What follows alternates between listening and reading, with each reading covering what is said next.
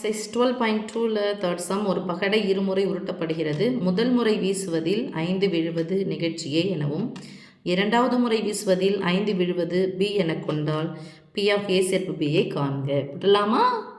Okay. ஒரு பகடை எத்தனை முறை உருட்டப்படுது? 2 முறை. அப்போது கூர்வெளி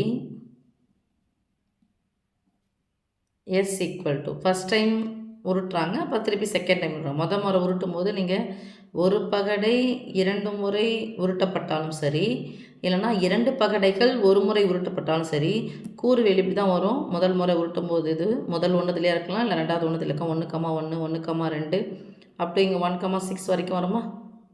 அதுக்கப்புறம் ரெண்டாவதுல 2,1 2,2 அப் டு இதே மாதிரி போய்கிட்டே இருக்கும். இது வரைக்கும் சாமி 6,6 வரைக்கும் போகும். அது எல்லாருக்கும் உங்களுக்கு தெரியும். 10th படிச்சிங்க. N of S equal to 1த்தில் 6 ஜோடினா 6த்தில் 6 36. ஓகே.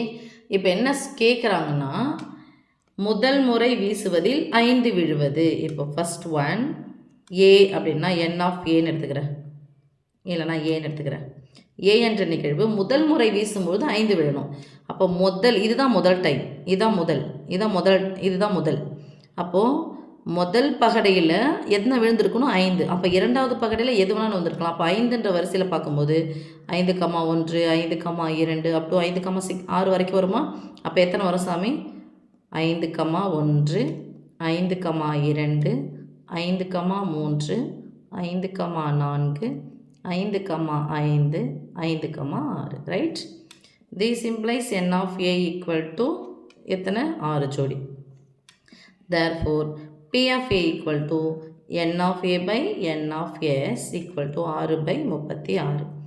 அடுத்து என்ன சொல்கிறாங்கன்னா, செகண்ட் கூட கிடையாது, அடுத்தது B அப்படிங்கிறது என்னென்னா, இரண்டாவது முறை வீசுவதில் ரெண்டாவது டைம் உருட்டும் போது என்ன கிடைக்கும்னா 5 விழணும் அப்படின்றாங்க. அப்போ ஃபஸ்ட்டில் எது வேணாலும் இருக்கலாம். அப்போ செகண்டில் இருக்கும்போது தான் B ஈக்குவல் டு ஃபஸ்ட்டில் எது வேணாலும் இருக்கலாம், ஆனால் செகண்டில் என்ன 5 தான் இருக்கணும். 1,5 2,5 3,5 4,5 5,5 6,5 செகண்டில் வரணும்.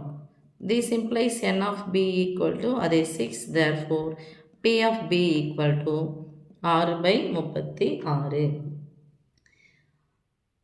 அவங்க கேட்குறது இதை சொல்லியாச்சு. P of A சேர்ப்பு B தான் கேட்குறாங்க. அப்போ P of A சேர்ப்பு B ஈக்குவல் டு ரெண்டுத்துக்கும் யாருன்னா பொதுவாக இருக்காங்களான்னு பாருங்களா.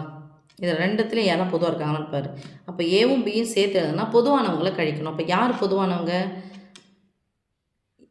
A வெட்டு B ஈக்குவல் டு 5 கமாவிலே போயிட்டே இருக்குது. இதில் எதனா பாருங்கள், 5,5 5,50 பொதுவாக இருக்குது.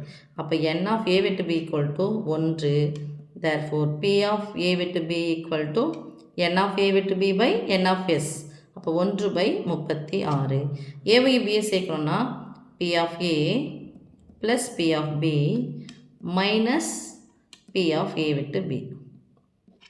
So P of A 6/36 plus P of B 6/36 minus P of A வெட்டு B 1/36.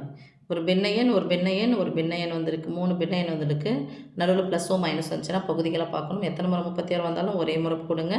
6 யாரையும் கூட்டினா 12, 12 1 கழிச்சா 11. ஸோ A சேர்ப்பு B equal to P of A சேர்ப்பு B ஈக்குவல் டு 11/36. அவ்வளோதான் சாமி.